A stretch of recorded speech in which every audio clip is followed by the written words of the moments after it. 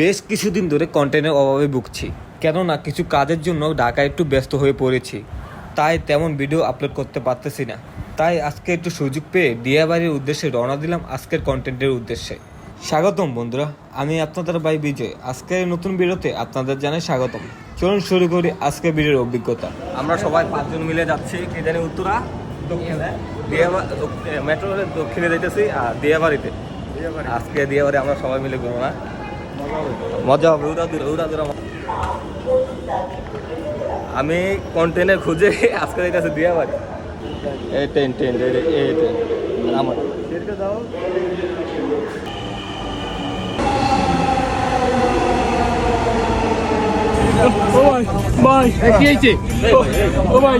একটু মেট্রো রেলে উঠিলাম, এখন বাইরে উঠতে পারতেছি না। উঠে বাইক করে কি বাইরে অবশেষে মেট্রো রেলে করে চলে আসছি দিয়াবাড়িতে। এটা হচ্ছে মেট্রো রেলের স্টেশন হচ্ছে উত্তরা দক্ষিণ। আমরা উত্তরা দক্ষিণে মেট্রো রেলে নেমেছি। নামার পরেই এত সুন্দর ভিউটা আমাদের সামনে। তার এই ভিউ দেখে আমরা লোভ সামলাতে না পেরে আমরা সবাই কি করেছি, ফটো শ্যুট করেছি, ঠিক আছে। আর আমরা আছি কয়জন, আমরা টোটাল 5 জন আছি। সবাই আমরা ভাই ভাতা, কেউ ভাই ভাতার না, সবাই কাকা বাইস্তা, ঠিক আছে। আমার সম্পর্কে কাকা বাইস্তা, কিন্তু এখন কি ঘুরতে আসছি যেহেতু আমরা ভাই ভাতা, ঠিক আছে। আর এখানে সুন্দর করে দেখতেছি নিউজ হচ্ছে, এখানে বাইরে নিউজ করতেছে, আর এর সাথে আমিও নিউজ করতেছি আপনাদের জন্য, ঠিক আছে। দিয়াবাড়ির উদ্দেশ্যে আমরা প্রায় 3:30 থেকে বেরিয়েছি। মেট্রো রেলে আসতে আসতে প্রায় আধা ঘন্টা উপরে লাগছে, আধা ঘন্টা মতো না, একটু কম লাগছে। সুন্দর মতোভাবে দিয়াবাড়িতে আসছি। তা আসার পরে সুন্দর একটা লোকেশন পাইছি, এই জায়গায় বসে বসে আমরা কতক্ষণ ছবি টবি তুললাম, ভিডিও করলাম। তো এখন আমরা 5 জন একসাথে বসে আছি। আর হাদিস, কেমন লাগলো? তুমি এই যে কেমন লাগলো বলতো? তুমি তো ঢাকায় থাকো, আমি তো ঢাকায় সবসময় আসি না। সুন্দর একটা জায়গা, মনোমুগ্ধকর নয়নগুলো পরিবেশ, এরকম জায়গা আমি ঢাকা শহরে খুব কম দেখছি।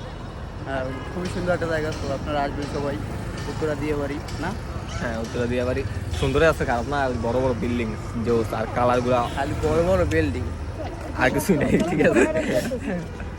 আমরা সবাই না কিছুক্ষণ পর আমাদের সময় কাটানো বা ঘোরার প্রায় শেষ বলে চলে।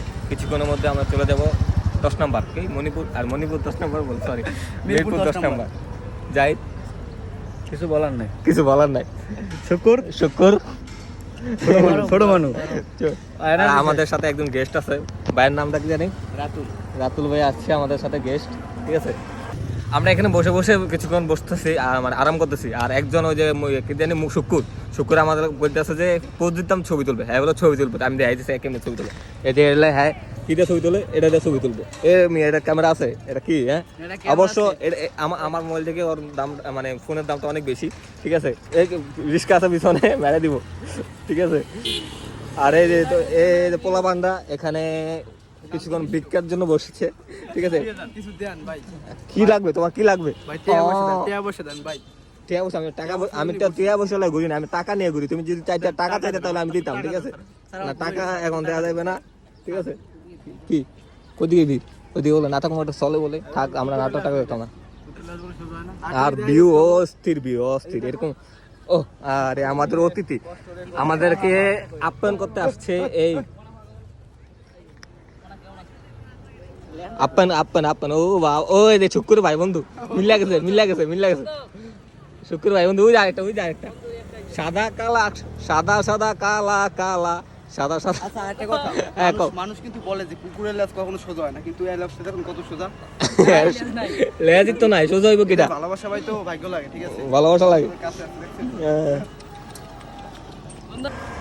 তো আজকের ভিডিও এই পর্যন্তই, দেখা হবে পরবর্তী কোনো এক অভিজ্ঞতা নিয়ে।